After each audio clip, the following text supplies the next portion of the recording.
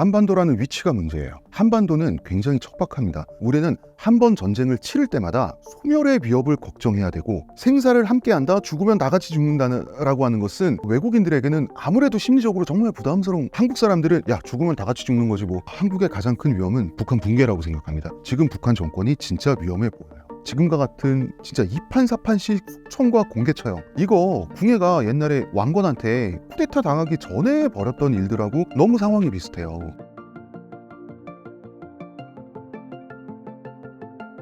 안녕하세요.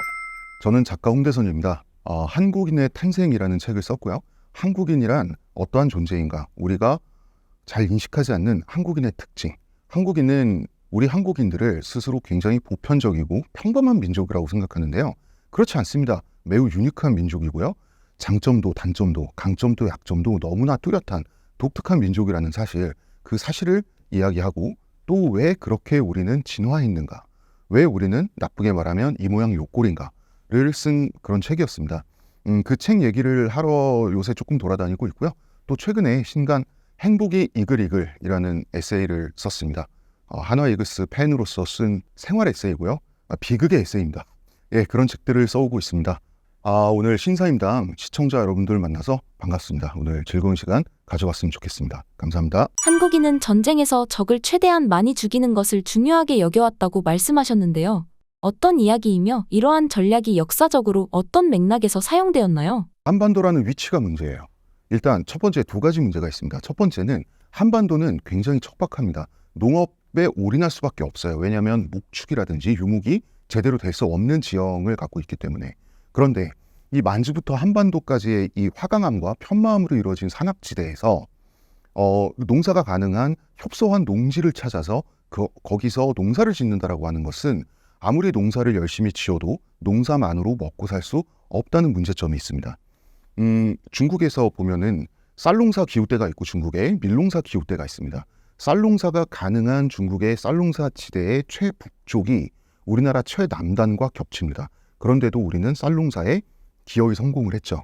성공할 수밖에 없었기 때문에 성공을 한 것입니다. 전 세계의 쌀농사 문화권 중에 한반도는 가장 척박합니다. 가장 농사가 안 돼요. 그러면 왜 쌀농사에 올인을 했느냐? 가장 척박하기 때문에 어렵사리 올인을 한 겁니다. 왜? 쌀농사야말로 모든 작물 중에서 인구 부양력이 가장 높기 때문이에요. 그런데 쌀농사는 노동집약적이에요. 우리 옛날에 흑백사진 60년대 70년대만 하더라도 품앗이하는 필름이나 사진들이 많이 남아있죠. 그렇게 나는 남의 밭에서, 남들은 나의 논에서 같이 품앗이를 해주어야만 쌀을 생산할 수 있는 것이 바로 쌀농사의 장점이자 단점이자 문제점인 거예요. 그렇기 때문에 인구를 보존해야 인구를 보존할 수 있습니다. 내 밭에서, 내 논밭에서 일을 해줄 수 있는 이웃들이 있어야지만 나도 먹고 살 수 있는 거예요. 그리고 나도 남의 논밭에 가서 일을 해줘야 되는, 그래서 남의 노동력이 나를 먹여 살리고 남들을 위해서 또 내 자신이 먹고 살기 위해서 나도 극한의 노동을 해야 하는 것이 한반도의 환경이었습니다. 그리고 보통 쌀농사를 하면 같은 작물을 생산하는 것을 기작이라고 하죠. 한 해에 2기작, 3기작 기본이고요. 4기작 하는 데도 있어요. 우리나라는 정확히 1기작이죠. 그런데 그것도 사실은 0.7기작, 0.8기작이에요.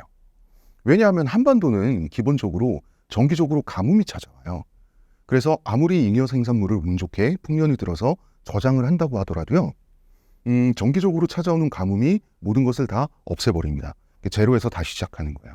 쌀농사만으로도 부족하기 때문에 다른 쌀농사 문화권보다 훨씬 힘들게 노동량을 투입해서 노동을 한다 하더라도 훨씬 먹고 살기 불리하기 때문에 산으로 들로 나무를 채집하러 나가야 되고요.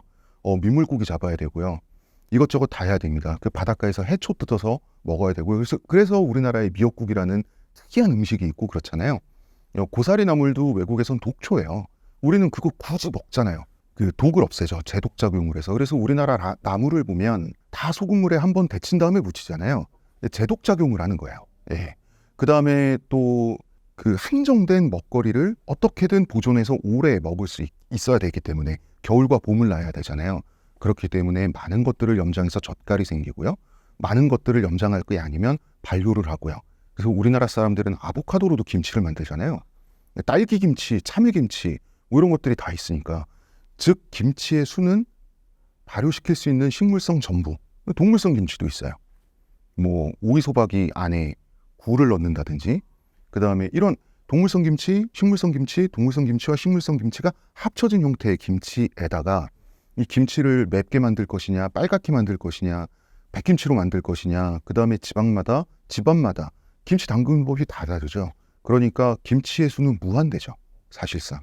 그런 것들 발효해서 담가 먹지 않을 것이라면 말리죠. 어떤 상태에서 어떻게 말리느냐에 따라서 한 가지 생선도 먹태가 되기도 하고, 황태가 되기도 하고, 짝태가 되기도 하고, 노가리가 되기도 하고, 또 얼리면 동태가 되고요. 이런 것들. 그래서 이 먹고 살기 위해서 최선을 다해야 인구를 보존해야, 즉 인구를 보존한다라고 하는 이상한 문장이 성립이 됩니다. 자, 그런데 우리 땅의 척박함도 문제지만 이웃도 문제예요. 우리는 이웃이 중국이라는 이웃을 갖고 있습니다. 뿐만 아니라 유사 중국들이 우리 주변에 있습니다. 중국은 인구와 생산력이 넘사벽이죠. 그리고 인구 회복력도 우리나라에 비해서 엄청나게 빨라요. 그래서 중국의 전쟁들 보면은 정말 민중들을 징집을 해서 갈아놓잖아요. 우리는 그런 식으로 갈아놓는 전쟁을 중국의 삼국지 시대처럼 하면 그냥 아예 문명이 소멸해 버립니다. 말이 안 되는 거예요. 그런데 유사 중국들이란 무엇이냐? 중국의 동북쪽에 보면 중국과 비슷하게 가끔씩 우리 한반도 문명을 위협하던 유목 제국들, 기마 제국들이 있습니다. 이 유목, 기마 제국들을 보면 한 사람당 말이 전체 인구 중에 10마리, 20마리 딸려 있어요. 소, 야크 이런 가축은 60마리, 70마리가 딸려 있습니다. 소, 야크, 낙타, 염소 이런 것들을 다 합치면요. 양까지 합쳐서. 그러면은 우리나라는 옛날에 전통적인 마을에 보면 농사 짓는 말 하나에 소가 한 마리 있잖아요. 이 가축의 생산력, 가축의 풍요로움도 이 전쟁에 있어서의 전투력을 결정합니다. 무슨 말이냐면 당시에 전근대의 전력이라고 하는 것은 탱크, 헬기, 전투기 같은 걸로 이루어져 있지가 않잖아요. 가축의 힘이라고 하는 것은 전투력에 그대로 반영이 됩니다. 기병 한 명이란 건 뭡니까? 말 한 마리 플러스 전사 한 명이 한 명의 기병인데 이 기병 하나가 보병 15명, 20병의 전투력을 갖고 있거든요. 그러면 한반도가 생산하고 유지할 수 있는 말과 소와 같은 이 전쟁에 동원할 수 있는 가축의 숫자를 따진다면 여기에서도 중국의 보병과 마찬가지로 엄청난 전력의 열세에 우리는 놓이게 돼요. 그리고 일본 같은 경우는 일본은 어느 시점에서부터는 한반도보다 물량에 있어서 강해질 운명을 타고난 곳이 바로 열도입니다. 왜냐하면 일본의 산지 비중은 한반도보다 조금 더 산지 비율이 높아요. 그러나 절대적인 평야의 넓이와 그 평야의 생산력이라고 하는 것은 우리나라보다 한반도보다 태생적으로 좋습니다. 그렇기 때문에 문명이 계속해서 발달을 해서 농지 개간이 완료된 시점을 그 고대 상고시대부터 미리 계산한다면 일본은 국력에 있어서 한반도를 추월할 운명을 갖고 있었어요.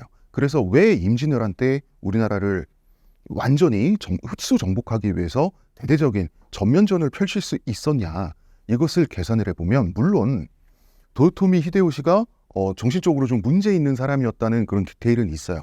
하지만 전쟁이라고 하는 것은 언젠가 나게 돼 있었다. 전쟁이라고 하는 것은 내가 이 나라를 어느 한쪽이 전쟁을 일으켰을 때 일으키지 않는 것보다 이익이 된다는 계산이 서는 순간 전쟁은 결정됩니다. 임진왜란 당시에 일본의 인구와 쌀 생산력은 추정치의 계산법에 따라 다르지만 인구는 2배 가까이 최소 추정되고요. 쌀 생산량은 1.2배에서 2배 사이, 저는 둘 다 2배 정도라고 계산을 하는데, 자, 이렇게 국력이 역전돼 버리면 조선을 침공할 수 있는 거예요. 한반도의 인구 부양력은 매우 한정적인 데 반해서 주변 세계는 그렇지 않아요. 그렇기 때문에 우리는 중국의 위협에도 맞서야 되지만 주변 유사 중국들의 위협에도 맞서야 되고요. 지금도 마찬가지죠. 한반도는 참 위치 선정 잘못한 곳이에요. 단군 할아버지는 부동산 사기를 당했어요. 이 기획부동산에 넘어간 거예요. 생각해 보세요. 지금도 미중 일러에 둘러싸여 있잖아요. 과거도 크게 다르지 않았다. 그래서 한반도는 전쟁이 일어난 횟수는 매우 적고 왕조의 존속 기간도 굉장히 길어요. 그래서 유럽 사람들은 항상 징징대죠. 동아시아는 우리에 비해서 훨씬 평화로웠다. 맞아요. 유럽에 전쟁 진짜 많았어요. 그러나 우리는 한 번 전쟁을 치를 때마다 소멸의 위협을 걱정해야 되고 정말 그 모든 것을 모든 인구와 물자와 그 모든 에너지를 모두 투입해서 멸망을 피하기 위해서 사력을 다해야 되는, 그래서 한 번 전쟁할 때마다 정말 디스토피아적인 운명을, 전체 운명을, 문명에, 인간 세상의 모든 운명을 걸고 싸우는 그런 환타지적인 전쟁을 할 수밖에 없었어요. 실제로 고조선 멸망했죠. 고구려 백제 멸망했죠. 신라도 멸망할 뻔했죠. 이런 식으로 몇 번의 굵직한 전쟁들 속에서 살아남기 위해서는 정말 소멸을 걱정해야 되는 엄청난 대전쟁을 치러야 됐다는 것이 또 한반도 문명의 특징입니다. 그래서 이 중국과 유사 중국들 틈바구니에서 바로 그들을 상대하기 위해서는 목숨의 경제성이라는 게 굉장히 중요합니다. 상대의 목숨을 많이 뺐든 아니면 상대의 가축들을 많이 죽이던, 전쟁이 일어났을 때 우리는 설사 전투, 개별 전투들에서 이긴다고 하더라도 우리가 최대한 적게 죽고 적을 최대한 많이 죽이지 않으면 이겨도 존속할 수 없어요. 고구려는 중국과의 수나라, 당나라와의 대전쟁에서 총 7번의 대전쟁을 치렀죠. 6번 이기고 1번 졌어요. 딱 1번 지고 나라가 멸망했습니다. 물러난 적은 다시 돌아와요. 그 수많은 인구는 다시 금방금방 회복됩니다. 우리나라에 비해서 상대적으로. 우리는 그렇지 않아요. 아무리 이겨도 1번 이길 때마다 우리 체력은 뚝뚝 깎입니다. HP가 이렇게 떨어지는 거예요. 마지막 그 전쟁과 고구려의 멸망을 보면 이 고구려라는 나라는 마지막 순간에는 거의 껍데기만 남은 상태였다는 걸 알 수가 있어요. 그래서 상대를 최대한 많이 죽인다는 것은 굉장히 중요합니다. 그래서 우리나라의 전쟁법을 보면 산성, 수성을 최대한 활용하고요. 백병전을 피하는 건 아니지만 최대한 백병전을 지연시켜서 상대방에게 최대한 그 지침과 상대방에게 최대한의 피해를 최대한 장기적으로 강요한 후에 결정적인 백병전을 치름으로써 상대를 섬멸시키는 것을 언제나 추구해 왔어요. 이게 잘 되면 그 전쟁은 이겼습니다. 대표적인 게 살수대첩 같은 게 그런 거죠. 청야를 하고요. 그 다음에 전국의 산성에 숨어 들어가고요. 어떻게든 사지의 적들을 끌어들이거나 혹은 성벽 앞에서 좌절시키는 방식으로 이 적의 체력을 최대한 깎아 놓은 다음에 살수에서 덫을 놓고 세팅을 해서 그 살수대첩이라고 하는 결정적인 야전 백병전을 통해서 마지막 남은 최대한 지치게 만들고 출혈을 강요했던 그 중국군을 최종적으로 섬멸한다라고 하는 거. 그래서 살수대첩을 보면 살수대첩만 보는 것이 아니라 그 전부터의 과정도 보셔야 돼요. 이 모든 과정의 세팅이 한국군이, 한반도군이 중국군을 상대했을 때 가장 이상적인 결과인 거예요. 우리 측 입장에서. 한국인은 뛰어난 사격 능력을 갖추고 있었다고 평가됩니다. 이 기술이 전투에서 어떤 역할을 했으며 왜 한국인들은 유독 사격 능력에 뛰어날까요? 맞아요. 이런 얘기 하려면 이제 국뽕으로 이제 흘러들어가는 걸 우리가 조심해야 되는데, 그냥 뭐 사람들의 경험만 가지고 얘기하면 우리가 지금 우리 몸에서 유전자를 추출해가지고 사격 유전자 뭐 이런 거를 할 수가 없잖아요. 이 의학적 증거를 들이밀 수가 없으니까 말하기가 참 조심스러워지는데, 참 한국 사람들은 타고날 때부터 사격을 잘해라고 하는 우리의 심증은 굉장히 많잖아요. 뭐 예를 들어 보면 세계적으로 가장 수준이 높다라고 일컬어지는 군대는 역시 미군이에요. 뭐니 해도. 그래서 우리나라도 그렇고 외국에 제대로 된 군대를 갖고 있다라는 평가를 받는 나라의 군대들은 다 미군의 훈련법이나 실전법을 다 모방을 하거든요. 그런데 미군들은 직업군인이잖아요. 우리는 다 징집 끌려가는 거잖아요. 그러니까 미국에서 군인이 되는 사람들은 체력적으로나 좀 이렇게 기질적으로나 군대에 맞는 사람들인 거죠. 아무래도 모병이고 또 더 진지한 훈련을 받아요. 우리나라는 뭐 속된 말로 개나 소나 다 끌려가는 거고. 그런데 그 중에서도 전투력이 가장 떨어지는 사람들이 아무래도 카투샤들이잖아요. 미군들이 카투샤 무시한단 말이에요. 그런데 미군 부대 안에서 사격 훈련을 했을 때 1등부터 20등까지 다 카투샤예요. 말이 안 되죠. 걔네는 모병인데. 그죠? 그리고 미군은 제가 알기로 한 20m, 30m 사격하는데 한 100발 쏘면 60발 맞춘다 그래요. 우리는 멀가중 멀중가중 아시나요? 우리는 100m, 200m, 250m 사격을 하는데 병장만 되면 병장이 100발 쏘면 한 93발 이렇게 맞추잖아요. 병장들은. 그러니까 매우 기이한 거예요. 매우 특수한 거예요. 이거는 정말 어떻게 보면 군대에서의 스코어가 입증을 하는 좀 과학적으로 그래도 우리가 주장할 수 있는 그런 부분들이 있는 거예요. 그러면 이걸 역추적해보면 어쩌면 이렇게 생각해 볼 수도 있겠죠. 한국인들은 선조들에게서 사격을 잘하는 유전자를 물려받았다라고 우리가 이렇게 가설을 세운다면 왜 그랬을까? 그것은 생물학적으로 말한다면 사격의 재능이 없는 한국인의 선조들은 그만큼 죽기가 쉬워서 유전자를 남길 기회가 협소했다라고 우리가 생각할 수도 있는 거죠. 예, 그래서 우리는 사격을 잘해야만 살아남는 2000년, 3000년을 보냈다.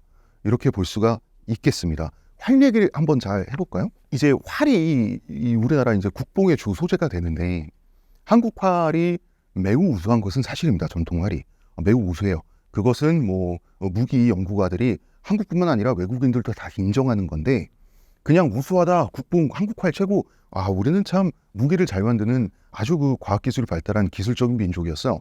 이렇게 국뽕을 하고 끝낼 게 아니라 어떤 점에서 우수한지를 봐야 왜 우리는 어떤 절박함 속에서 그 우수함을 개발하고 유지할 수밖에 없었는가라고 하는 현실을 봐야 돼요. 서양에서 가장 유명한 활이 어느 나라 활입니까? 아무래도 영국인들의 활 솜씨가 유명하죠. 잉글리시 롱보. 영국군은 영국이라는 그 섬 안에서는 스코틀랜드의 하이랜더 전사들과 싸워 이기기 위해서 궁수를 발달시킬 수밖에 없었어요. 그리고 프랑스를 침공할 때는 우수한 유럽에서 가장 우수하다고 일컬어지는 프랑스 기사들을 상대하기 위해서 또 궁수를 발달시킬 수밖에 없었어요. 대륙에서든 섬에서든 궁술의 필요성이 있었는데요. 잉글리시 롱보우라고 하는 것은 주목나무라고 하는 나무를 통으로 깎아서 만듭니다. 단조궁이죠. 한 가지 재료로만 처음부터 끝까지 만들어지는 활이에요. 잉글리시 롱보우는 이 당길 때 들어가는 이 장력이라고 하죠. 당기는 힘이 무게로 환산하면 경악스러운 무게가 나옵니다. 68kg, 70kg 이런 무게가 나와요. 그래서 당시 잉글리시 롱보우 사수들의 그 척추뼈를 보면 다 척추춤만이에요. 척추가 휘어 있습니다. 골반부터 여기 목 경추까지가 보통 사람이 아니에요. 다 비틀려져 있어요. 그리고 이걸 쏘느라 당기느라 비틀어질 수밖에 없지만 또 비틀려져야 비로소 이걸 잘 쏴서 명중률도 높아지는 명사수가 될 수 있는 그런 활이 잉글리시 롱보우예요. 그러면 한국 활은 어떤 점에서 우수하냐? 한국 활의 특징은 부드러움에 있습니다. 한국 활은 가장 강한 활이 아니에요. 여러분 착각하면 안 됩니다. 그러나 그 정도의 세기를 가진 활 중에서는 그 정도 화살을 강하게 멀리 날려보낼 수 있는 그 세기를 가진 활 중에서는 가장 부드러워요. 즉 부드러움에 우리는 집착할 수밖에 없었다. 왜 부드러워야 할까요? 그건 연사력 때문에. 연사력. 왜? 적은 중국군은 계속해서 달려들기 때문입니다. 100만 명이 쳐들어와요. 우리의 머릿수는 한정적이에요. 계속해서 쏴서 맞춰야 돼요. 그래서 부드러움, 연사력이 중요합니다. 부드러워야 여러 번 쏠 수 있어요. 그래서 한국의 활은 옛날에는 공장에서 이렇게 막 당당당당 활이 찍혀져 나오는 게 아니라 수제품이고 다 DIY잖아요. 그리고 각자 사람의 체격과 체력이 다르기 때문에 장력이 달라요. 보통 한국 활의 장력은 16kg에서 23kg, 4kg 사이예요. 잉글리시 롱보우와는 완전히 다르죠. 그러면은 어떤 점에서 우수하냐? 여러 번 당겼다 놓을 수 있다. 적은 계속해서 달려들기 때문에. 그리고 여러 번 당겼다 놓으면서도 체력을 덜 뺏어서 흔들리지 않아서 조준력을 유지할 수가 있다. 그 상태에서 조준력은 굉장히 중요합니다. 자, 물건은 부드러움 쪽으로 진화가 됐다면 사람 자체는 조준력을 진화시켜야 돼요. 그렇잖아요. 적은 계속해서 달려든다니까요. 한두 명 놓치면 코앞에 와 있어요. 한국은 백병전을 최대한 뒤로 밀어야 되는 나라예요. 여러분 백병전을 하면 아무리 고구려 사람들이 마동석이야. 그래도 중국군을 적을 3명, 5명 죽을 때 이쪽에서도 1명은 죽어야 돼요. 그렇게 해서 전투를 이겨봐야 소용이 없어요. 그 다음 전투, 다다음 전투, 다다다음 전투가 계속해서 이어져요. 저쪽은 머릿수가 많다니까요. 그러면 우리는 멸망합니다. 교환비를 최대한 30대 1 이상 정도로 가져가야 돼요. 그래서 교환비, 중국군과의 교환비 50대 1, 100대 1 정도 되는 그런 전투 굉장히 많습니다. 우리나라에. 예, 실제로 스코어를 따져보면 그래서 고건무가 이끄는 평양선 방어전에서 수나라 내후아가 이끄는 수나라 수군병사들, 이 수군병사들이 상륙을 해서 육군으로 둔갑을 해가지고 평양성을 털로 들어오거든요. 이때 500명 대 45,000명으로 싸워서 이겼어요. 우리 정말 멋있다. 국뽕 최고! 주모! 이렇게 주모 이름을 부를 게 아니라 왜 이렇게 악착같이 1대 100 정도의 싸움도 굳이 이겨야만 했고 이 1대 100 정도의 싸움도 굳이 피하지 않고 그 절박한 심정으로 임해야 했는지 그런 어떤 우리의 절박했던 현실을 생각해봐야 우리의 전쟁법이 어떻게 진화했는지를 알 수 있고 그 다음에 한 민족의 기질과 그 민족성을 알기 위해서는 평시에 그들이 어떻게 생존했는가 어떻게 먹고 살았는지도 봐야 되지만 전시에 그들이 어떻게 싸웠는가도 봐야 돼요.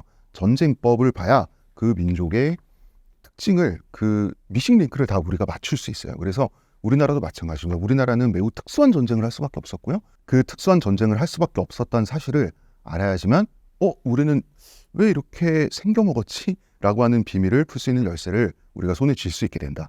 그런 차원에서 한국인의 탄생이라는 책을 쓰게 됐습니다. 산성과 청야 전략이 결합되어 적의 진격을 지연시키는 데 사용되었다고 말씀해 주셨는데요. 이 전략이 전쟁에서 어떤 효과를 발휘했나요? 산성은 단지 교환비를 높이기 위해서만 필요한 게 아니에요. 처음부터 다시 말하지만 인구를 보존해야 인구를 보존해요. 그 국가 사회적 특징을 알려면 왜 전쟁을 봐야 되냐면 성을 보면, 성이란 건 방어 시절이잖아요. 성을 보면 그 국가 사회적 특징을 알 수가 있는 거예요. 일본의 성과 중국의 성과 우리나라의 산성은 성 문화도 성의 구조도 다 다릅니다. 비슷해 보이죠. 기와 지붕 올라가 있으니까. 하지만 스탠드 글라스 있다고 다 유럽이 건축물이 다 같은 게 아니거든요. 일본의 성은 유럽의 성과 본질적인 관념이 같아요. 유럽의 성은 외적의 침입으로부터도 그 내부에 있는 사람들을 보호하지만 그 영주들이 농노의 반란으로부터도 영주라고 하는 VIP를 지키는 한국의 기준에서는 못돼 처먹은 구조물이 유럽의 성이에요. 그러니까 성 안에 있는 진짜 인간, 영주와 영주의 가신들, 그 다음에 뭡니까? 그들을 지키는 엘리트 기사 집단, 이 몇십 명을 지키고자 처음부터 만들어진 게 중세 유럽의 성이에요. 농노들조차도 성 바깥에 하등동물인 거예요. 그래서 유럽 중세 성을 보면 화장실이 따로 없고 바깥에 구멍이 나와 있어요. 농노들이 살고 있는 외부 세계로 똥오줌을 투척하는 구조가 중세 성의 그 화장실이에요. 얼마나 못했습니까? 같은 인간으로 보지 않는 거죠. 일본의 성도 여러분 바로 인터넷 들어가서 오사카 성 한번 쳐보세요. 세로로 좁고 길게 돼 있죠. 다이묘, 영주, 그 밑에 가신, 그 밑에 사무라이들이 내부 세계와 외부 세계를 나눠서 분리해서 사용하는 공간이 일본의 성입니다. 반면에 중국의 성은 성읍, 읍성이라고 해서 기본적으로 작은 도시라고 생각하시면 돼요. 그래서 이 도시 공간을 외부 세계로부터 지키는 방벽 역할을 하는 것이 중국의 성입니다. 그래서 중국은 드론으로 보면 중국 성들은 다 정사각형, 직사각형으로 되어 있는 성들이 굉장히 많아요. 거주 공간입니다. 우리나라는 물론 거주 공간, 중국식 읍성도 있습니다만 우리나라의 진정한 성문화라고 하는 것은 산성 문화입니다. 산성이란 곳은 어떤 곳인가요? 산성은 먼저 외부 침입자들의 입장에서 산성이 있는 곳까지 올라가기가 힘들어요. 그리고 산성에 올라갈 때는 기본적으로 청야를 합니다. 적에게 넘어가서 적의 군량이나 적의 물자가 될 수 있는 것은 싹 없애죠. 심지어 우물에도 독을 타요. 우리나라는 척박한 나라고 인구 회복력, 인구 부양력이 부족한 땅인데도 청야를 한다는 것은 엄청난 고통을 감수하는 거예요. 그리고 청야를 할 때만큼은 어쩔 수 없이 이 지긋지긋한 이웃들과 협동심을 발휘해야 돼요. 내 거는 숨겨두고 그러면 안 되잖아요. 서로 공평하게 다 같이 없애야지. 그리고 남은 것은 몽땅 가져갈 수 있는 만큼 산성에 쟁여두어야 되죠. 그때부터는 기나긴 농성을 시작해야 되니까. 왜 그렇게까지 해야 됐을까? 적을 최대한 괴롭히기 위해서 우리는 협동해야 돼요. 산성이라고 하는 공간은 남녀노소가 신분고하를 막론하고 평소에 아무리 상위 계급과 하층 계급들의 갈등이 있었든 평소에 그 남녀노소들이 서로 얼마나 시기 질투를 했든 재난 상황에서 전쟁 상황에서만큼은 산성에 함께 들어가서 농성을 해서 생사를 함께 하는 거예요. 그래서 살 때 모두가 다 같이 살아야 돼요. 처음부터 말했죠. 인구를 보존해야 인구를 보존한다. 그래서 한국인들은 이 산성 문화가 왜 아직까지 남아있다라고 저는 생각하냐면 한국인들은 평소에 그 윗사람들이 하는 말 듣습니까? 불법 주차하지 말라 그러면 안 합니까? 교통질서 잘 지키나요? 그리고 한국인들이 서로를 사랑하고 이해해주고 그런 민족입니까? 우리나라 사람들 시기 질투 굉장히 심한데 우리는 증거는 있는 상태에서 그렇게 한국인들은 이렇게 뭐 하는 거 아닙니까? 이렇게 말한다면 그것은 한국인은 의학적으로 서로를 시기 질투하고 경쟁심이 많습니다. 의학적으로. 한국인들의 세로토닌, 옥시토신, 도파민, 그다음에 아난다마이드 이런 그 몸에서 분비되는 화학물질들 있죠. 호르몬들. 이 유전적으로 한국인들의 호르몬 분비량을 보면 한국인들은 서로를 시기 질투하는 과학 경쟁적인 도파민 중독자들이구나라는 게 그냥 지표로 나와요. 그냥 차트로 나옵니다. 다시 말하면 그런 기질의 사람들만 선택적으로 많이 살아남아 왔다라고 할 수 있어요. 한반도에선 그런 사람들조차 재난 상황에서는 IMF 때 전 국민의 4분의 1이 금호기 운동에 동참을 한다든지 코로나 시국 때 전 세계에서 가장 이 사람들이 갑자기 변신해서 말을 잘 듣는다든지 이러한 일시적인 협동심도 또한 비록 임시 반편적 협동심이지만 발휘되어야만 또 살아남을 수 있었기 때문에 그런 기질을 후손인들에게 물려줄 수밖에 없었다라는 그런 차원에서도 우리는 생각할 수 있습니다. 그래서 척박함, 인구를 보존해야 인구를 보존한다라고 하는 것은 한국인들의 이타성도 만들었지만 이기심도 만들었어요. 전혀 다른 사람처럼 보이는 한국인의 이 두 가지 기질, 이것은 한반도라고 하는 땅에서 유래한 동전의 양면이다라고 저는 생각하는 것이고요. 그래서 산성 전토라고 하는 것도 이 목숨의 경제성에서 나왔지만 거기서부터 유래되는 한국인의 기질을 반드시 만들었다라고 볼 수가 있는 것입니다. 산성에 대한 관념이 한국인에게 정말 극적으로 나타난 몇 가지 예시들이 있습니다. 한국의 전통배를 지금은 구분을 위해서 한선이라고 하는데요. 한국인에게 이 산성에서 농성한다라고 하는 개념은 너무나 본질적으로 뿌리 깊게 박혀있는 나머지 전통적인 한선은요, 구조가 옛날부터 성으로 돼 있어요. 그리고 우리나라에서 집을 짓는다라고 하잖아요. 그런데 배도 짓는다라고 해요. 그러니까 주택과 마찬가지로 성을 짓는다, 집을 짓는다, 배를 짓는다, 어떤 고정된 구조물을 짓는 느낌을 언어에서부터 옛날부터 갖고 있어요. 한선은 일단 이 한선의 구조부터 이제 말씀드려야 될 것 같아요. 집도 짓는 거고 배도 짓는 거기 때문에 그것을 어떤 실내를 만드는 그런 집을 짓는 그런 걸로 이제 접근을 하거든요. 옛날부터 우리나라 사람들은. 우리나라 한옥의 가장 큰 특징이 뭡니까? 못을 쓰지 않는 거죠. 짜맞춤으로 돼 있잖아요. 왜 우리나라는 그러면은 짜맞춤으로 한옥을 지을 수밖에 없었을까요? 사계절의 변화가 너무 뚜렷하기 때문입니다. 짜맞춤으로 짓지 않으면 집이 다 뒤틀려요. 여름에는 장마에 엄청나게 습하죠. 가을에 엄청나게 건조하죠. 봄에 또 황사 날아오죠. 이 극단적인 이 습도와 건조함, 그 다음에 이 극단적인 기후, 우리나라는 연교차가 정말 극단적인 나라잖아요. 그러면 이 극단적인 기후 변화, 그 다음에 가끔씩 홍수 나죠. 이런 데서 집이 버티기 위해서는 집이 짜맞춤, 못으로 하는 게 아니라 이 짜맞춤에서 아무리 기후가 변화되더라도 이렇게 끼익 하면서 점점 단단해져야 되는 거예요.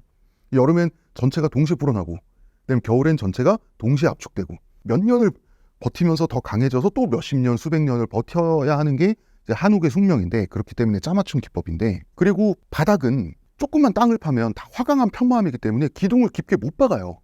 그래서 한옥에서 보면 땅을 다질 수만 있어요. 그 위에 한옥을 얹어요. 다진 땅에 한옥을 얹어버리니까 이렇게 뭐랄까 땅에 깊이 고정될 수 없으니까 지붕의 무게로 한옥을 눌러서 고정시켜야 돼요. 그래서 기와 지붕도 그렇지만 옛날에 여러분 그 초가집 해서 흑백사진 한번 찾아보세요. 집은 요만한데 지붕이 이만해요.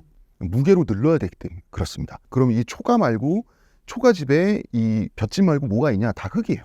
예, 이런 게 바로 한옥인데 배도 마찬가지입니다. 짜맞춤으로 지어요. 바다에 동동 떠 있어도 강 위에 동동 떠 있어도 극단적인 사계절을 견뎌야 되는 건 마찬가지이기 때문이에요. 그리고 다 짜맞춤으로 짓고 어쩔 수 없이 못을 써야 되는 부분은 그것도 나무 못을 씁니다. 그러면 어떤 현상이 일어나냐 하면 철저한 블럭식, 레고식 조립식이기 때문에 흔히 밀덕들이 말하는 이 어떤 무기나 구조물을 없앴다가 붙였다가 이렇게 계속해서 그 배 선체는 그대로 두고 리모델링해서 변신시키는 게 가능해요. 짜맞춤이기 때문에. 그래서 한선은 되게 재밌는 게 어선, 좋은 선. 좋은 선은 뭐냐 하면 그 각 지방에서 세금을 쌀로 걷어다가 그것을 이제 중앙까지 옮기는 그 배를 좋은 선이라고 하는데 어선, 좋은 선, 그 다음에 전선이, 전함이 다 같은 배들이에요. 전쟁에 남은 개조하는 겁니다. 개조가 되게끔 돼 있어요.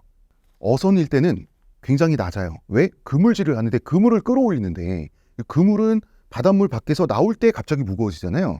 배가 낮아야지. 배를 높이면, 배전을 높이면 그물을 더 이렇게 길게 끌어야 되잖아요. 예, 옛날엔 다 인력으로 끌기 때문에 그렇게 되면 어부들의 팔뚝이 남아나지 않습니다. 근데 이것을 이제 좋은 선, 특히 전함으로 이것을 다시 이제 그 리모델링, 이 밀덕들의 말로 인티지를 할 때는 높입니다. 왜 높이냐? 높여야죠. 높여야만 성의 역할을 할 수 있기 때문에. 특히 일본 왜구들이 도선한다 그러죠. 배를 타넘어서 이제 챙챙 칼싸움하는 거, 걔네 칼싸움 잘해요. 그거를 피할 수 있기 때문에, 즉 성벽을 만들어 놓고 바다에서도 수성전을 하는 겁니다. 그래서 중국 사료에도 일본 사료에도 고려의 배는, 조선의 배는 유난히 튼튼하다라고 돼 있어요. 왜? 짜맞춤 기법이 있기 때문이고 기본적으로 성이기 때문에. 그래서 전통적으로 한선은 한선을 기어오르는 적병을 수성전에서처럼 위에서 무언가를 떨어뜨리거나 쏘거나 해서 이 도선을, 말이 도선이지 성벽을 기어오르는 것을 좌절시키기 위해서 만들어진 배가 전통적인 우리의 전함이라고 할 수가 있는데요. 판욱선 하면 다 아시죠? 이순신 장군 때문에. 그런데 판욱선의 고려시대 직계 선배라고 하면 아마도 이제 과선이라고 할 수가 있어요. 과선과 같은 경우도 왜 과선이냐면 이것은 창과자예요.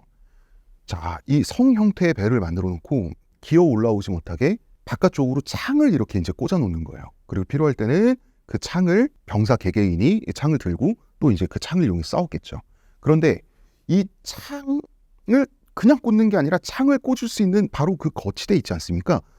그 거치대를 분명히 조운선이나 어선을 전시에 개조해서 붙였다 뗐다 할 수 있기 때문에 이런 형태가 나올 수 있는 거예요. 이것이 한선만 갖고 있는 특징인데요. 일본 측 사료에 과선의 내부 구조가 기록된 게 있어요. 굉장히 진귀한 우리한테 고마운 사료인데 이게 뭐냐면 과선을 보면은 이상하게 안에 방이 있는 거예요. 자, 이게 배예요. 제 핸드폰인데 이게 배인데 내부를 보면 안에 들어가 보니까 이런 방이 있는 거예요. 여기 이제 실내인 거죠. 실내 안에 실내가 하나 더 있는 거예요.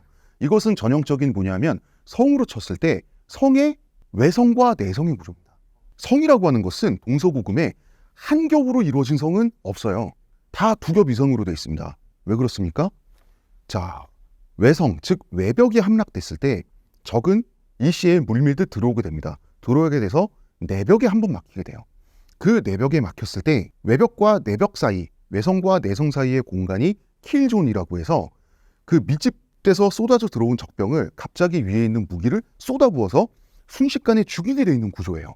이 킬존을 만들고 그 다음에 최후 안전 마지노선을 만들기 위해서 내벽과 외벽이 있습니다. 그래서 그 외성이 한번 뚫리면 외성을 수비 측에서 한두 번 정도 보통 수복을 해요. 그 킬존의 역할을 하기 때문에 수복을 했다가 이제 또 그 최종적으로 넘어가면 이제 내성에서 최후의 농성을 해야 되는 건데 마찬가지로 고려 과선의 안방 그것이 내성의 역할을 하는데 일시적으로 적에게 배를 점령당했을 때 배를 빼앗겼을 때 내벽에 한번 숨었다가 다시 그 킬존을 구성해서 적을 축출하고 그 배를 수복하기 위해서 만들어진 게 바로 이 구조거든요. 그러니까 얼마나 정말 배를 성으로 간주하고 접근했는지를 알 수가 있는 거예요, 우리 선조들이. 그리고 판욱선 같은 경우는 어떻게 만들어진 게 판욱선이냐? 화포 전문 배로 개조한 거예요. 거기서 이제 판욱선이 나온 거거든요.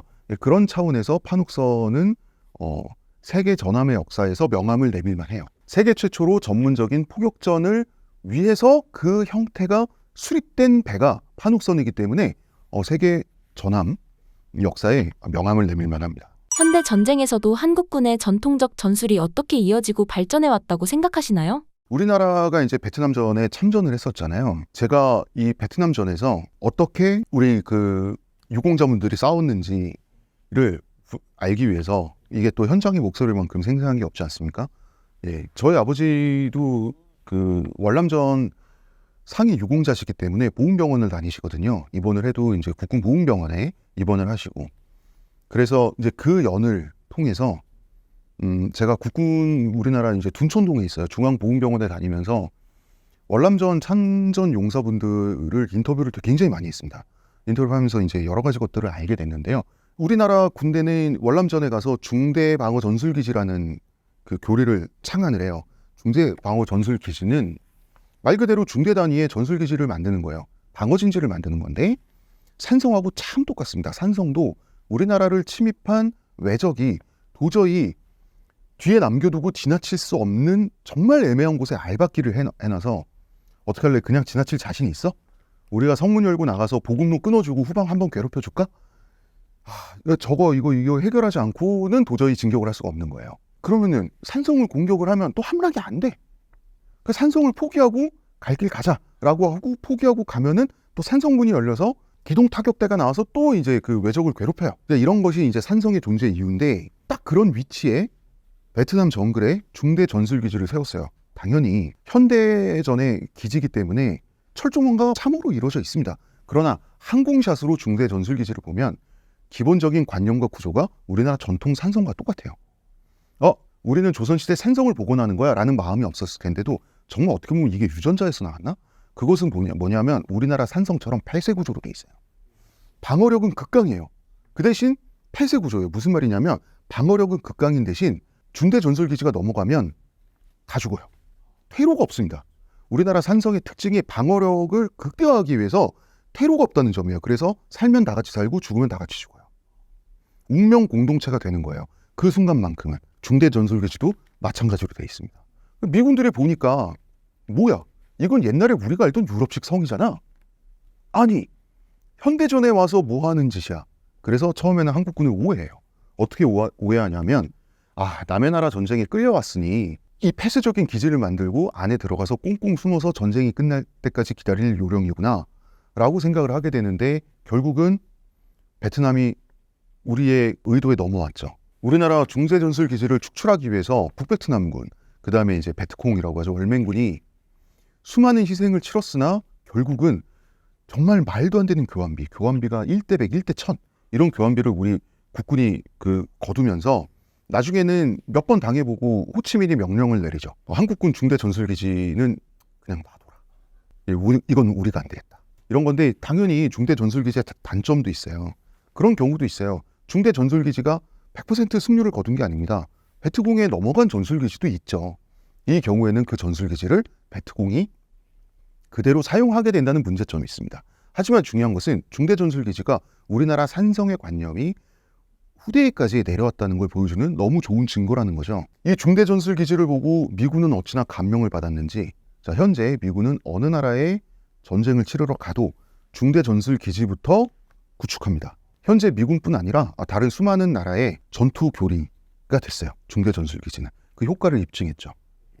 그런데 미군도 그렇지만 다른 나라는 중대전술기지를 만들잖아요.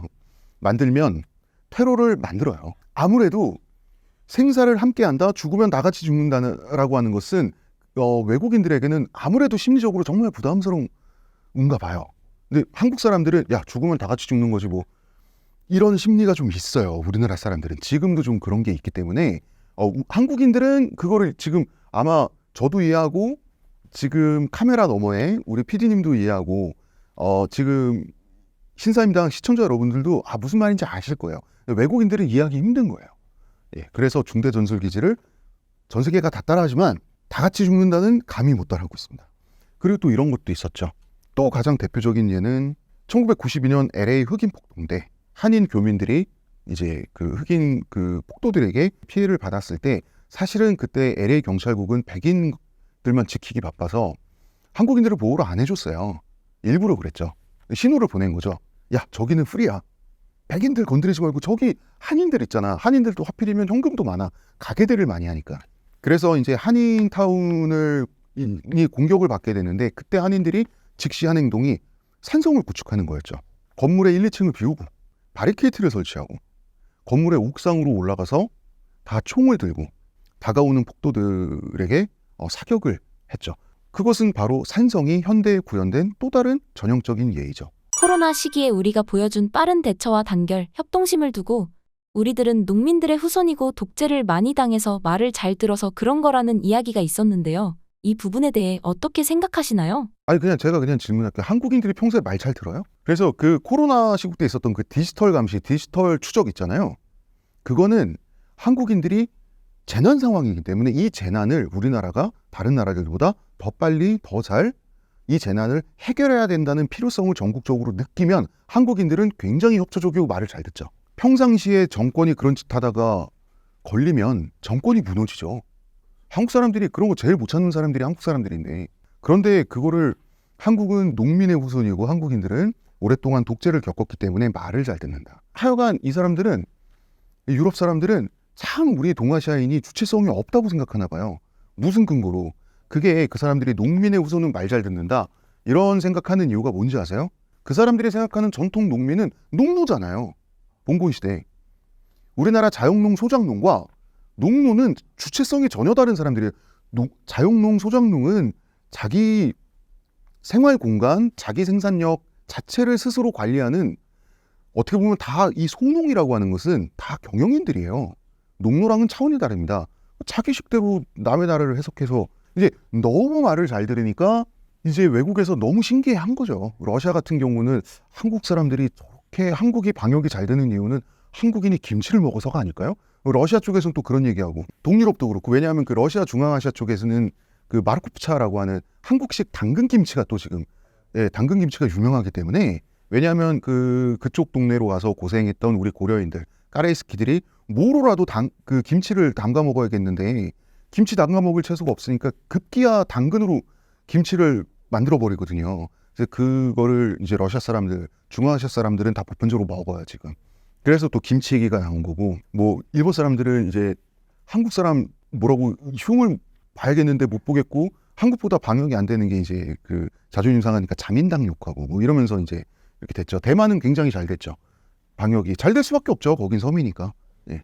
이런 것들을 보면 우리가 어떻게 오해받는지 알 수 있습니다. 그래서 우리가 오해받을 때 우리가 쉽게 그건 이것 때문이야 라고 설명할 수도 있어야 돼요. 그러기 위해서는 우리가 먼저 우리 스스로를 이해해야 되고 우리가 먼저 우리 스스로를 이해했을 때 우리를 더 잘 설명할 수 있게 되고요. 예, 우리 자신을 또 어떻게 해석할 수 있을지 또 더더욱 주체적인 선택을 할 수 있게 된다고 생각을 합니다. 한국은 역사적으로 중국과 복잡한 관계를 유지해 왔는데요. 현재 중국의 하나의 중국을 위한 대만 침공 계획을 한국인으로서 어떻게 바라봐야 할까요? 뭐 우크라이나 전쟁을 바라보는 폴란드 사람들처럼 대해야죠. 예, 딱 그 관계죠. 왜냐하면 그냥 뭐 결론부터 미리 말씀드리면 순서는 정해져 있잖아요. 이젠 더 이상 비밀도 아니잖아요. 중국의 욕망이 다 드러나 있는 지도까지 지금 다 오픈이 된 마당에 대만 다음은 한반도죠. 중국의 입장에서. 예, 이제 지금 그런 상황이고 다만 시진핑 정권이 지금 처해 있는 어려움은 대만 침공은 하기에도 늦었고 안 하기에도 너무 늦었다는 점이 있어요. 대만 침공을 안 하기에는 너무 늦었죠. 생각해보세요. 하나의 중국 몇 년째 떠들고 있으니까 하나의 중국이라고 하는 핑계로 하나의 중국을 만들어낸다, 완수한다라고 하는 것이 시진핑 독재를 정당화시켜주는 핑계가 됐었는데 경제적으로도 지금 수많은 중국인들이 몰락하고 있고 청년들이 취업이 안 되고 중국에서 물건이 어찌나 안 팔려서 알리, 테무 이런 그냥 저가 밀어내기, 완전 덤핑 밀어내기로 간신히 그 공장과 창고를 유지하고 있는 그런 상황에 중국이 지금 내몰려 있고 중국 부동산은 지금 어느 정도 규모가 있는 도시 같은 경우에는 3분의 1 토막, 반토막이 아니에요. 그 다음에 좀 지방 도시 같은 경우는 5분의 1 토막이 낮다고 하더라고요. 큰일 난 거죠. 골든타임을 놓쳤죠. 아마도 코로나 시국이 끝나고 나서 이 각을 재고 있었을 것 같아요. 시진핑 정권은. 그런데 미국의 제재와 그 다음에 버블이 꺼질 때는 잘 꺼트려야 되는데 모든 경제 성장은 버블을 만들어내고 그 버블은 반드시 꺼지게 돼 있는데 그게 지금 너무나 미국의 제재부터 시작해서 우크라이나 러시아 전쟁부터 시작해서 잘못 걸렸죠. 이 상태에서 대만 침공을 하지 않는다면 무엇 때문에 시진핑 정권은 존재하는가라는 질문에 처하게 돼요. 거기에 대해서 답을 할 수 없습니다. 시진핑은. 그런데 하기에도 늦었어요. 전쟁을 일으키는 것은 골든타임이 필요해요. 골든타임은 뭐냐면 내부적 불만이 어느 정도 있어야지 전쟁을 일으켜서 외부의 적을 설정해서 내부 결속을 이끌어낼 수 있는 거지, 내부 불만이 지금처럼 크잖아요. 지금 중국인들처럼 내부 불만이 커지면 여러분 전쟁이 일어나면 내가 꼭 군인이 아니더라도 어떤 식으로든 국가에 동원되고 희생을 하게끔 돼 있어요. 지금 중국인들의 당과 국가에 대한 충성심이 전쟁의 스트레스를 견뎌줄 정도인가? 저는 그건 아니라고 봐요. 그래서 하기에도 안 하기에도 늦었어요. 외통수에 걸려있다고도 볼 수 있을 것 같아요. 시진핑은. 여러분 삼국지연이 좋아하시죠? 삼국지연이 맨 첫머리의 문장이 천하대세 분구필합 합구필분이라 그래요. 무릇 천하의 대세란 합쳐지면 아니고 나눠지면 합쳐진다. 무슨 뜻이냐면 중국은 분열돼 있으면 통일왕조가 들어서고 통일왕조가 계속되지 않고 또 분열된다는 뜻이에요. 중국이라고 하는 개념은 중국은 자연 발생한 게 아닙니다. 중국은 형성되지 않았어요. 중국은 인위적으로 발명됐어요. 누구에 의해서? 진시황에 의해서. 진시황에 의해서 발명됐고요. 비록 굉장히 폭력적인 과정이지만 분석행위를 통해서 언어와 생각을 통일하려고 했죠. 문자를 통일하는 거죠. 도량형을 통일하는 것과 같아요. 그렇게 해서 하나의 황제라고 하는 것도 진시황이 만든 개념입니다. 삼황오제에서 한 글자씩 따와서 황제라는 개념을 만들어요. 그래서 중국인이라고 하는 것은 하나의 황제 아래 통치되는 사람들을 통칭해서 중국인이라고 하는 거예요. 그렇기 때문에 중국과 중국인은 발명됐어요. 이 중국이라고 하는 것이 발명된 이후 중국 문명에는 두 가지 끈덕진 목표가 있습니다. 무엇이냐면 분열돼 있을 때는 언제나 천하 통일이에요. 그러니까 지금의 중국 공산당은 천하 통일을 이뤘다고 볼 수도 있고 이루지 못했다고 볼 수도 있죠. 이뤘다고 본다면 어쨌든 대륙에서 국민당을 대만이라고 하는 섬에 쫓아냈잖아요. 대륙을 차지했어. 천하통일을 완수했죠. 왕조를 세웠어요. 통일왕조를 세웠어요. 그러나 대만까지를 중국 영토로 본다면 천하통일을 아직 완수하지 못했죠. 천하통일이라고 하는 점을 아직은 찍지 못한 게 됩니다. 천하통일 다음에는 태평성대죠. 자, 천하를 통일했으니 이제 태평성대가 와야 돼요. 태평성대가 오려면 어떻게 해야 됩니까? 물론 내치도 잘해야겠죠. 하지만 외치에 있어서는 주변 정리를 해야 됩니다. 그것은 한나라가 고조선을 멸망시킨 것과 똑같습니다. 수나라, 당나라가 고구려를 침공한 것과 똑같아요. 내부 정리를 해야 됩니다. 그래서 만약에 중국이 저는 천하통일 이뤘다고 봐요. 왜냐하면 지금 현재의 중국은 태평성대를 경영하고 있는 상태이기도 해요. 왜냐하면 지금 신장 위구르와 비록 신장 위구르 자치구지만 티베트 자치구 얼마나 학대하고 탄압하고 괴롭히고 있습니까?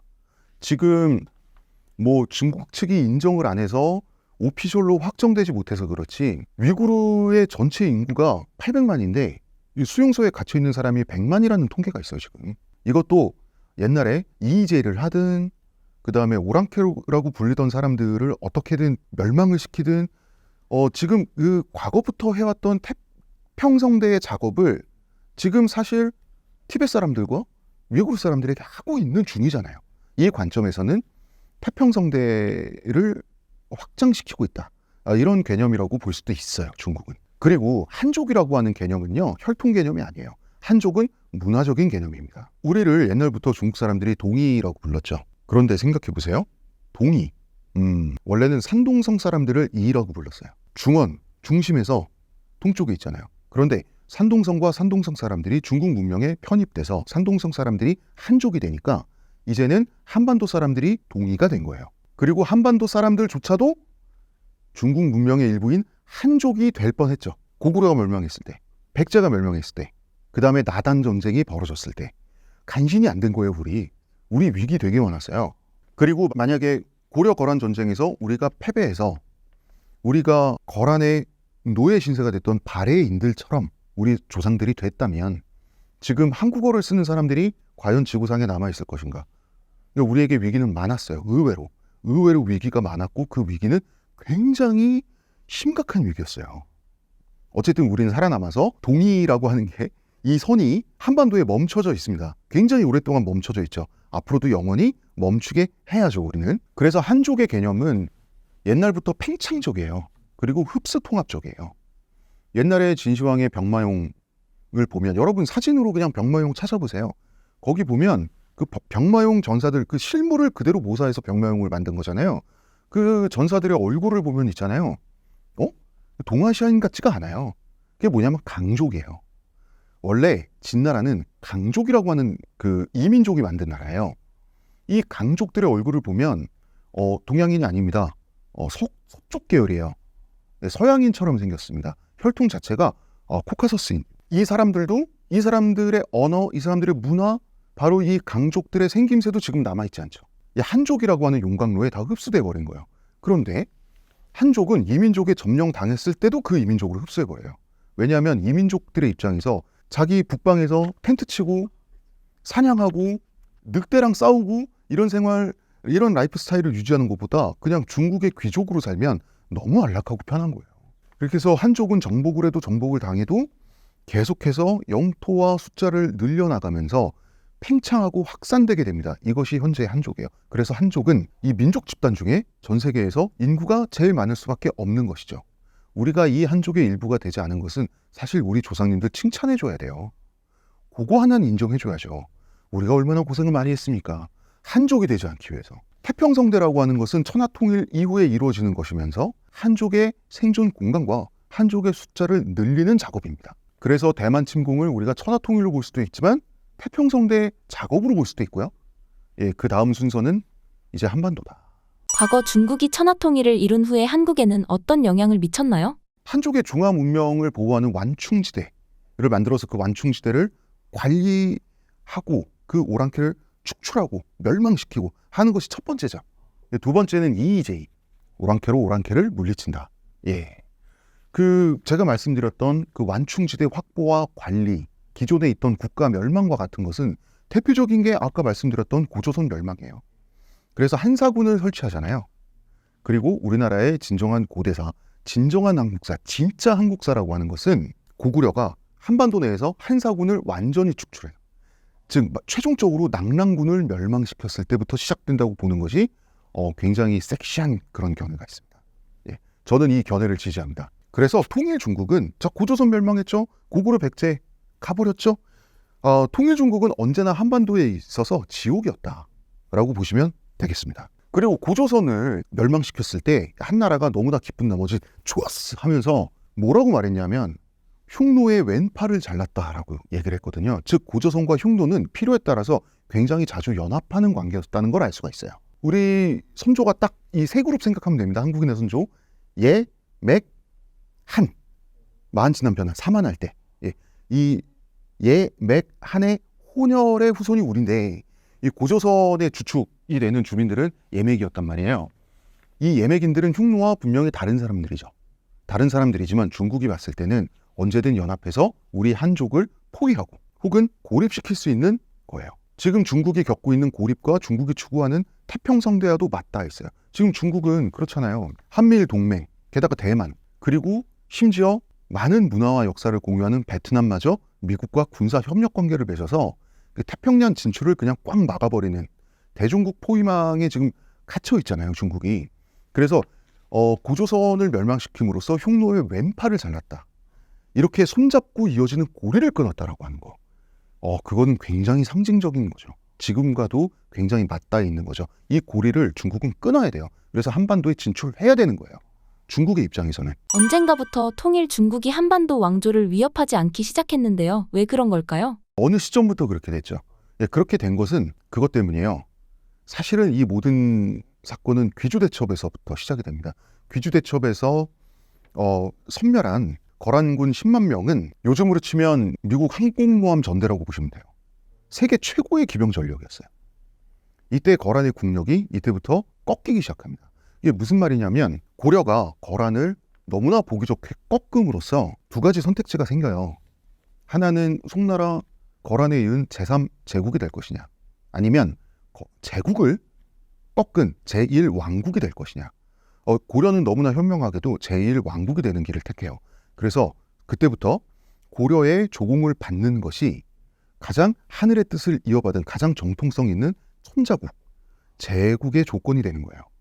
그래서 이 타이틀을 가지고 작년엔 거란에 조공 갔다가 올해는 송나라에 조공 갔다가 내년엔 어디에 가드릴까요? 요걸로 슈퍼을 놀이를 하게 되면서 동북아 균형자가 되는 거예요. 그래서 이때 당시에 그 고려 사신들이 거란이나 송나라에 가서 했던 행동들을 보면 정말 우리 조상님들이지만 우리가 생각해도 좀 너무하셨어요. 뭐냐면 송나라 가서 송나라 관료를 팹니다. 쳐다봤다고. 생긴 게 기분 나쁘네. 별의별 짓을 다 해요. 황제에게 하사품을 받으면 그거를 그대로 고려까지 갖고 와야 되잖아요. 중국 현지 시장에서 그거를 은으로 환전해요. 금으로 환전하고. 그리고 황제에게 받은 금부치를 보는 앞에서 이빨로 씹어요. 진짜 금 맞는지. 이건 너무 대놓고 모욕하는 거죠. 또 어떤 일도 있었냐면 당시에 고려에서 소동파가 살아있을 때 중국에 유명한 시인이죠.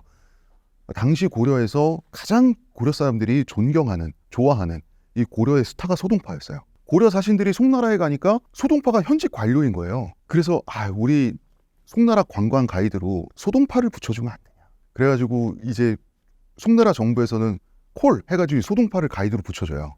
가이드로 붙여주는데 소동파가 평소에 고려를 엄청나게 욕하는 사람이었거든요. 고려 사신들 저거 진짜 해도 너무한 거 아니냐. 왜냐하면 어떤 일도 있었냐면 사신단이 다 만나잖아요. 항공관에서. 다른 외국 사신들도 조공품을 가지고 왔을 건데 그거 우리한테 주면 우리가 대신 황제 폐하께 전달해 드릴게. 줘봐. 해서 그거를 그냥 삥 뜯어요. 그런 일이 있다 보니까 소동파가 고려 사신단을 그렇게 욕했는데 가이드를 해주게 되니까 죽을 맛이었겠죠. 그런 일도 있었습니다. 슈퍼 을이 된 건데 이 슈퍼 을놀이를 꽤 길게 했죠. 자, 그 다음에는 요나라가 있던 자리에 금나라가 들어서게 되는데 금나라와는 금나라 제국이 되기 전에 여진족이었을 때 그냥 동북 구성 진출이라고 해서 여진 정벌을 해요. 우리나라가 고려가 지긴 했지만 사실상 무승부로 끝나거든요. 무승부로 끝나서 이게 예방전쟁 역할을 해서 또 금나라와 전쟁을 하지 않게 돼요. 그리고 그 자리에 또 원나라, 몽골 제국이 들어서게 되잖아요. 예, 몽골 제국은 꼭 금나라를 대신한 게 아니죠. 정말 많은 나라를 대신했죠. 전 세계에 걸쳐서 이 몽골 제국도 부마국이 됩니다. 부마국이 되는 과정도 굉장히 처절했죠. 우리가 부마국이 된 것을 우리의 가슴 아픈 역사, 굴욕적인 역사로 기억하는 태도도 있어야 됩니다. 그러나 그것은 분명히 가슴 아픈 역사지만 우리가 어떻게 부마국으로 써남아 유일하게 몽골과 전쟁을 치르고 항복을 했는데도 주체성을 지키고 당시 말로 불개토풍이라고 그러거든요. 제도와 문화를 바꾸지 않는다. 그 조건으로 가장 유리한 항복 협상에 성공할 수 있었는지도 같이 봐야 돼요. 그것은 우리가 30년 동안 또 잘 싸웠기 때문이에요. 잘 싸울수록 싸우는 기간이 늘어날수록 항복의 조건은 좋아지게 마련이에요. 그래서 마침 뭉케칸이 서거하고 쿠빌라이와 아릭 부케가 대칸 자리를 놓고 경쟁을 벌였을 때 이 두 사람이 경쟁을 벌였을 때가 어느 한쪽을 선택했을 때 가장 좋은 조건을 제시할 수 있는 상황이잖아요. 이때 쿠빌라이를 선택하면서 영혼의 한타, 정말 빅딜을 선사시키게 되는 거죠. 고려 왕조가. 예, 그런 것들. 그래서 귀주 대첩 이후에 고려, 조선, 한반도 왕조의 조공을 받는 것이 진정한 천자국, 제국의 조건이다라고 하는 타이틀이 생겨요. 그래서 이것은 4대의 역사는 냉정해야죠. 굴욕적이기도 하지만 굉장히 필요한 굴욕이었다. 이것은 정말 어떻게 보면 양국이 각자의 이익을 위해서 타협한, 협상한 거래 결과인 거예요. 그리고 사실 그렇잖아요. 고구려 멸망 이후 한반도 왕조와 중국의 통일 왕조는 거래 관계가 어느 정도 암묵적인 어떤 그런 관계가 생길 수밖에 없었던 거. 이것은 뭐냐면 고구려를 멸망시켜 봤더니 고구려를 멸망하기 위해서 수나라는 멸망했고요. 당나라는 멸망 직전까지 갔어요. 그 결과 고구려를 어떻게 멸망시켰더니 그 결과가 뭡니까? 곧바로 발해 시즌2, 발해 멸망할 때쯤에 고려 시즌3. 그래가지고 고구려와 고려는 원래 동의어예요. 고구려 시대, 우리가 지금 시대 구분을 위해서 고구려, 고려 따로 부르는 거지 이미 고구려 시대 중반 이후부터는 스스로 고구려 사람들은 고려인이라고 스스로를 지칭합니다. 그래서 고려 시대 때 고려인들이나 외국인들이나 고려와 고구려를 성씨가 다른 왕조 두 개로 이어진 한 나라라고 봤어요. 그러니까 중국 한족 제국의 입장에서는 얻는 게 없는 거예요. 예. 그러면 이쪽은 불구가 되고 저쪽을 멸망시킬 것이냐. 서로 손해라는 거죠. 그러나 유목제국은 아직 그 경험을 안 해봤기 때문에 고려 거란 전쟁과 이제 여진정벌이라고 하는 전쟁과 이런 전쟁들이 벌어졌던 것이죠. 현재 중국은 한반도에 대해 어떤 준비를 하고 있나요? 북한 흡수를 일단 준비를 하고 있죠. 북한의 흡수를 준비를 하고 있어요. 중국은 인구도 많고 땅도 굉장히 넓잖아요. 그렇기 때문에 이제 그 통일된 국군 체계가 없어요. 우리나라처럼. 옛날에는 굉장히 오랫동안 7개의 군구로 중국은 나눠져 있었어요. 그런데 최근에 이것을 전구로 개편했어요. 그래서 북한과 맞닿아 있는 그 북쪽 압록강과 두만강을 경계로 있는 군구는 원래 이제 선양군구, 우리말로 심양군구였는데 이 심양군구의 대부분이 지금의 개편된 북부군구와 겹쳐요. 지금은 북부군구, 동서남북군구, 그다음에 그 중앙군구, 중부군구 이렇게 지금 5개 군구로 돼 있는데 이 북부군구는 한반도를 공략하기 위한 군구입니다. 그래서 북부군구에 산동성이 포함되어 있는 거예요. 그 산동성은 우리 한반도를 황해를 사이에 두고 찌를 듯이 겨냥하고 있어요. 그래서 북부군구에 포함되어 있는 거예요. 중부군구가 아니라. 굉장히 괘씸하죠, 우리 입장에서. 이 북부군구는 5개 군구 중에 가장 엘리트 군구예요. 실제 가장 전력이 강하고요. 훈련도도 가장 높고요. 뭐가 있냐면 기갑 차량의 비율이 유난히 높아요. 기갑 전력이. 탱크, 장갑차, 자주포 같은 거죠. 한마디로 그 무한궤도 달린 애들이라고 생각하시면 돼요. 왜 유난히 높냐? 북한 붕괴 시에 물밀듯이 내려와서 깃발을 꽂아야 되기 때문에 그런 거예요. 이렇게 중국은 준비를 하고 있습니다. 북부군구 병사들의 훈련 내용에 뭐가 포함되어 있는지 아세요? 한국어 학습이 포함되어 있습니다. 핑계는 이래요. 북한 정권 붕괴 시 북한 사람들이 난민이 되어 중국에 넘어올 거다. 그들을 관리하고 케어하기 위해서는 한국어가 필요하지 않겠느냐. 말이 됩니까? 이슬람 난민들이, 아랍의 난민들이, 중동 난민들이 프랑스에 몰려간다고 해서 프랑스 일선 경찰들이 아랍어를 배우고 있나요? 순서가 거꾸로 됐잖아요. 그거는 침략하러 갈 때 그 현지를 배우는 거예요. 난민이 넘어오는데 그 난민들이 쓸 언어를 장교가 배치되는 것도 아니고 일선 병사들이 배운다? 그게 있을 수 있는 일인가요? 예, 매우 이상한 설명이죠. 우리는 그 목적을 이미 짐작할 수 있다. 그러면 그 사실을 북한은 알고 있을까요? 모르고 있을까요? 매우 잘 알고 있습니다. 자, 북한에서 2010년대부터 간부들과 주민들 사이에 퍼진 슬로건이 있습니다. 뭐냐면 일본은 100년의 적이지만 중국은 1000년의 적이다. 어마어마한 말이죠. 이런 말들은 김정은의 결재 없이는 절대 유포될 수가 없는 말이에요. 여러분, 김정은은 중국을 어떻게 생각할까요? 그리고 그 아버지 김정일은 중국을 어떻게 생각했을까요? 이것은 DJ 김대중 대통령의 생전 회고입니다. 자, 남북 정상회담을 했단 말이죠.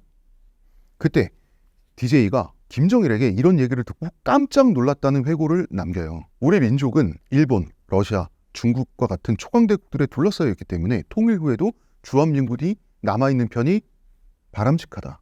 그리고 미국의 전 국무장관이죠. 마이크 폼페이오. 이 양반이 CIA 국장이던 시절에 평양에서 김정은을 만나서 비밀 회담을 하거든요. 이때 김정은이 했던 말을 자기 자서전에 그대로 옮겨놨어요. 김정은이 뭐라고 얘기를 했었냐면 중국은 우리를, 즉 북한을 위구르와 티베트처럼 다루기 원한다. 주한미군은 중국으로부터 나를 지켜주기 위해 필요하다. 이 말을 듣고 마이크 폼페이오 역시 깜짝 놀랐어요. 그 사실은 중국과 북한이 서로 진짜 극혐하는 사이예요. 서로가 서로를 가장 싫어하는 나라입니다. 그렇기 때문에 주한미군이 있는 것을 김정은은 다행스럽게 생각해요. 왜냐하면 최악의 경우 미군의 포로가 되는 것이 중국의 부하가 되는 것보다 낫기 때문입니다. 정권 붕괴 시. 이거는 김정은이 바보가 아닌 한 그렇게 느낄 수밖에 없는 거잖아요. 우리의 문제점은 뭐냐면, 자, 북한 정권이 무너졌다라고 하는 게 전 세계적으로 공식화가 되는 바로 그 순간, 혹은 그 전부터죠, 사실은. 그 전부터 우리나라 국군과 혹은 한미연합군과 중국의 북부 전군은 이제 요일당 경쟁에 들어가게 돼 있습니다. 자, 그런데 압록강과 두만강은 어떤 강이죠? 우리 탈북자들이 수위가 낮을 때 수영 못하는 탈북자들이 두 발로 걸어서 건널 수 있는 강이잖아요. 이 강을 기계화 보병들, 그 다음에 그 기갑부대들이 이 강을 넘는데 무슨 이건 장애물이 없는 거나 마찬가지예요. 이것을 넘어서 중국 인민해방군은 내려오게 돼 있습니다. 한미연합군 혹은 국군은요, DMZ 휴전선 지뢰지대 이거를 넘어가야 돼요. 우리 측에서 설치한 그 방어라인, 철조망, 철책, 이게 우리 측 두 줄, 북한 두 줄, 총 4라인이에요. 이걸 뚫고 통과를 해서 중국군과 조우해서 교전을 벌여야 되는데 난리 납니다. 중국의 욕망은 매우 노골적이고 매우 명백하다. 그래서 중국의 단기적인 목표는 당연히 대만 흡수 통합이죠. 그 다음에 북한 붕괴 시 북한 흡수 통합이 중기적인 목표예요. 그 다음에 장기적인 목표는 한반도 전체의 중국화가 장기적인 목표입니다. 김치공정, 한복공정, 그냥 속된 말 좀 쓸게요. 여러분 병신 같죠? 너무 논리가 말이 안 돼서. 너무 무논리라서 병신 같고 병신 같아서 우스워요. 그런데 중국이 원하는 거는 논리성이 아니에요. 시간과 14억 인구라는 숫자로 파묻어 버리는 거예요. 3인 성호라는 말이 있습니다. 3명이 우기면 없는 호랑이도 만들어낸다는 뜻이죠. 이거는 14억 성호예요. 14억 성호를 100년 동안 한다면? 그러면 진실은 물량에 파묻힐 수 있다라고 하는 게 중국의 생각인 거고요. 그러면 김치공정, 한복공정 왜 해요?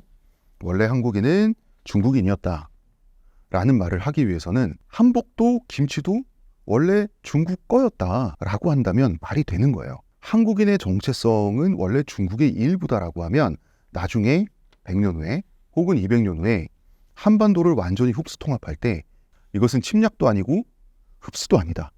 이것은 재회다. 이것은 복원이다라고 말할 수가 있는 거예요. 만약에 우리가 한반도 내에서 북한 인민군과 대치하고 있는 것이 아니라 중공군과 대치를 하는 상황이 벌어지잖아요. 여러분 통일 비용, 나 세금 얼마 더 내야 돼. 그런 거 스트레스 미리 받으시는 분들이 있는데 우리가 한반도 내에서 인민군 대신 중공군과 대치를 하게 된다면 특히나 한반도 깊숙한 곳에서 그렇게 된다면 앞으로 웰컴입니다. 윈터 이즈 커밍 정도가 아니에요. 헬 이즈 커밍이에요. 수백 년의 지옥이 기다리고 있습니다. 그런 사태는 반드시 막아야 됩니다. 그래서 한반도 내에서 유사시에 중국을 반드시 축출해내는데 우리 국군이 성공해야 됩니다. 그렇지 않으면 큰일 나요. 민족의 미래가 막 아주 위태로워질 수 있어요. 지금과 같은 상황에서 한국은 어떤 위험과 기회가 공존한다고 생각하시나요? 현재 상태에서 우리가 준비가 안 돼 있다면 아마 안 돼 있을 것 같은데 북한 붕괴가 가장 큰 위협이에요. 그럼 한반도에 외세가 들어오게 됩니다. 다시 하이나들이 들어와서 우리 한반도가 다시 옛날에 열강이었지. 지금 초강대국들의 각축장이 다시 한번 되는 거거든요. 난리 납니다. 진짜 큰일 나요. 북한 붕괴 시 우리가 국제적으로 북한을 공동 관리해야 되지 않습니까? 라는 핑계로 중국 측에서 내놓은 이 시나리오 지도를 한번 보세요. 기가 찰 겁니다. 말이 됩니까 이게? 아니 지들 땅은 또 제일 커. 그리고 미국은 왜 강원도 일부밖에 안 주는 거죠? 되게 웃기죠, 중국 사람들. 그런데 미국 쪽에서도 똑같은 시나리오를 만들었다는 사실. 미국 쪽 지도 한번 보시겠습니다. 중국보다 더 엉터리죠, 여러분. 근데 일본은 왜 와 있어, 기분 나쁘게. 이것이 어떻게 된 일입니까? 물론 10년 조금 더 된 시나리오 지도예요. 무슨 말이냐면 다행스럽게도 지금 현재의 미국은 중국의 실체를 알아버렸기 때문에 중국과 러시아에 이만큼 양보할 생각이 전혀 없어요. 그나마 다행이죠. 그러나 한 가지 사실은 알 수 있죠. 미국은 미국의 국익만 생각해요. 미국은 절대로 한국 역사, 한국 역사의 정당성, 우리의 국익, 우리의 절박함 이런 거 대신 대변해 줄 생각 절대로 없어요. 그렇기 때문에 한국 정치, 우리 정치의 좌우에서 외교 국방의 큰 그림을 세우고 공유할 줄 알아야 돼요. 모든 것이 국익이 우선이고 그 국익이 우선이기 위해서는 가장 중요한 건 뭘 해야 되고 두 번째는 뭘 해야 되고 그래서 가장 중요한 우리의 목표, 국익이라는 목표에 있어서는 타협이 불가하다는 것을 그 세계관을 공유하고 그 정책도 공유해야 돼요. 좌우가. 그 다음에 내치에 있어서 이 분배 문제를 어떻게 해결할 것이냐 이걸로 진보와 보수가 갈라지는 거지. 생각해 보세요. 미국은 이런 지도를 그린 적이 있는 나라예요. 그런데도 불구하고 미국이 다 알아서 해주실 거야. 상대를 비난하기 위해서 일본과 갑자기 잘 지낸다든지 반대로 상대 세력을 비난하려는 목적으로 미국에 비판적이고 중국과 잘 지내보려고 한다든지 이것은 이러면 안 돼요. 이건 망국의 지름길입니다. 그러니까 가치는 국익인데 가치를 도구화해버리면 가치를 도구의 그 자리로 밀어내버리면 그러면은 정치가 왜 존재하냐는 거예요. 나라가 큰일 나게 생겼는데 이렇게 정치하면 큰일 납니다. 제가 정말 이런 말하면 어디 가서 파시스트 소리 듣겠지만 압록강과 두만강 이남의 한반도 경계는 우리나라의 강역은 여기야 라고 하는 그 경계는 현재의 경계는 남한과 북한을 합친 거죠. 이거는 세종대왕이 만든 거예요. 이거는 세종대왕이 확정해준 우리 민족의 생존 공간입니다. 그래서 정말 우리는 이 한반도 일부를 잃을 권한이 없습니다. 우리는 세종대왕한테도 면목이 없지만 그렇다면 우리 세대는 우리 미래 세대에게도 면목이 없어요. 만약에 세종대왕이 물려준 영토를 우리가 잃잖아요. 그러면 우리는 우리 후손들에게 두고두고 조롱받고 받는 그 세대가 될 겁니다. 네, 우리는 실패 세대가 돼서 영원히 역사에 남게 될 거예요. 정말로 이거는 장담할 수 있습니다. 우리는 그럴 권리가 없어요. 북한 붕괴 시에 중국군을 반드시 축출하고 완전한 한반도 재통일을 이루기 위한 적어도 그거를 추구하기 위한 준비가 돼 있는지 모르겠어요. 한국의 좌우 정치에 서로 지금 이념적인 폭격전만 하고 있잖아요. 여야를 초월한 합의와 계획이 있어야 되고요. 정권과 상관없이 정권이 바뀌어도 서로 인수인계하는 통일된 일관된 맥락의 정책이 있어야 된다는 거죠. 그리고 여야가 합의한 통일된 시나리오가 있는지 궁금해요. 중국군과 교전 상황. 그래서 한국의 가장 큰 위험은 지금 현재 우리나라 좌우 정치의 속된 말로 꼬라지를 봤을 때 북한 붕괴라고 생각합니다. 이 말씀을 드리는 이유는 지금 북한 정권이 진짜 위험해 보여요. 진짜 어떤 그 말제, 마지막 황제를 말제라고 하죠.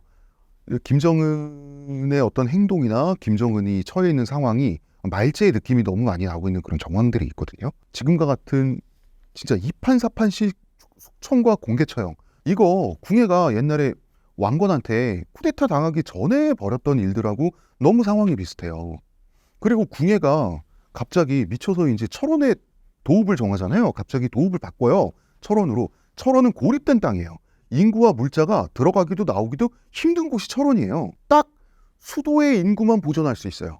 거기 질은 좋지만 굉장히 좁은 철원 평야가 딱 있기 때문에 철원 평야는 평야의 마지노선이죠. 과연 평야라고 부를 수 있는가? 이걸로 수도를 딱 유지하겠다. 지금 북한이 철조망, 철책, 그 다음에 지뢰 이거 설치하고 있잖아요. 북쪽 국경, 남쪽 휴전선에 다 이걸 하고 있어요. 북한을 완전한 감옥으로 만들려고. 폐쇄 국가를, 안 그래도 폐쇄 국가인데 극도의 완전 폐쇄 국가를 만들고 있거든요.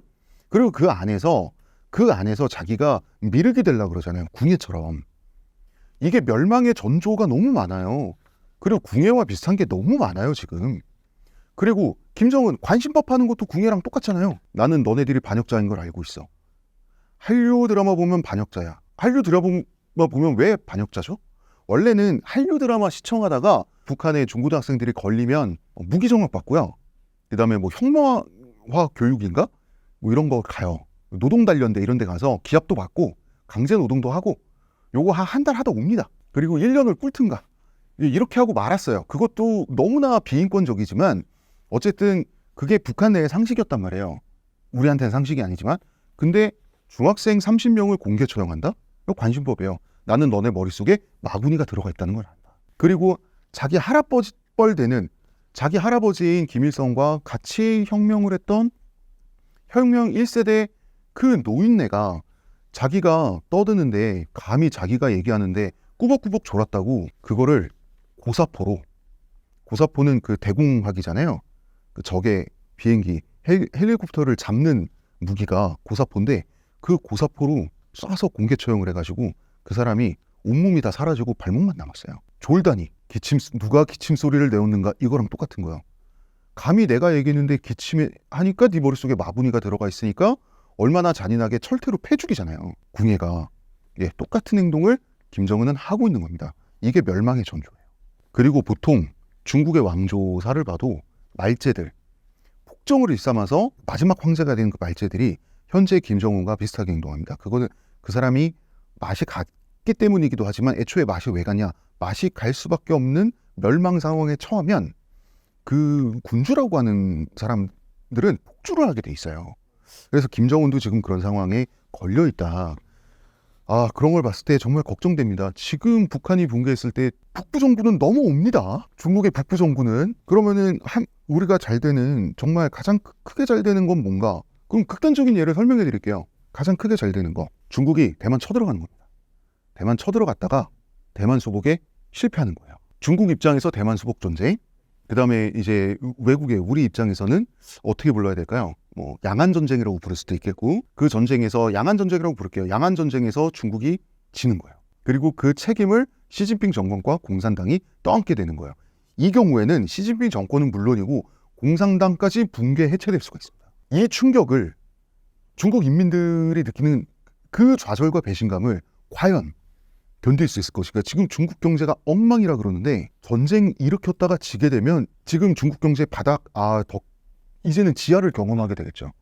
지하 9층, 지하 13층 이렇게 되는 거거든요. 그러면 중국은 붕괴하게 될 거고 마침 중국은 전구로 나눠져 있죠. 이거 제가 기대하는 겁니다. 그래서 과거 천하대세 합구필분 분구필합 이제 합구필분이 돼가지고 중국이 군벌화돼서 조각나는 것. 그러면 단기적으로는 우리나라 경제와 정치에 혼란이 오겠지만 장기적으로는 몇 년의 호황이 올까요? 아니 일본이 6.25 전쟁 하나로 다시 일어서서 전성기 때 세계 두 번째 초강대국이 됐거든요. 미국에 이어서. 야, 중국이 한 60년 분열해주면 우리 호황기 한 100년 갑니까? 호황의 호황, 당분일의 최대 호황 이 말을 우리나라 사람들이 한 30년은 이렇게 막 읊으면서 막 이러고 다닐 것 같은데 거기다가 더 안전하게 미군이 혹은 국군이 혹은 한미연합군이 중국에 재빠르게 들어가서 핵전력을 접수해서 왜 군벌들이 미쳐가지고 핵 버튼 누르면 안 되니까 핵전력을 접수해서 핵전력만 딱 접수하고 나머지 군벌들은 알아서 싸우라고 풀어주는 거죠. 이왕이면 한 100년 동안 싸워. 혹은 분열된 채로 계속 고정돼도 돼요. 분열된 채로 그 고정돼서 무슨 옛날에 사실 556국 시대, 5대 10국 시대, 삼국지 시대 이런 거 보면은 그냥 혼란기가 와 했다가 갑자기 통일왕조 들어서고 끝난 것처럼 보이지만 그건 3000년 역사를 우리가 다이제스트로 이제 보기 때문에 그런 거지 사실은 556국 시대 이런 거 되게 길어요 시대가. 그런 것처럼 좀 장기적으로 이제 분열 중국이 가주는 거 그런 것도 우리한테 너무나 왜냐하면 항상 중국이 분열돼 있을 때 우리나라는 잘 됐어요. 우리나라는 정말 잘 됐어요.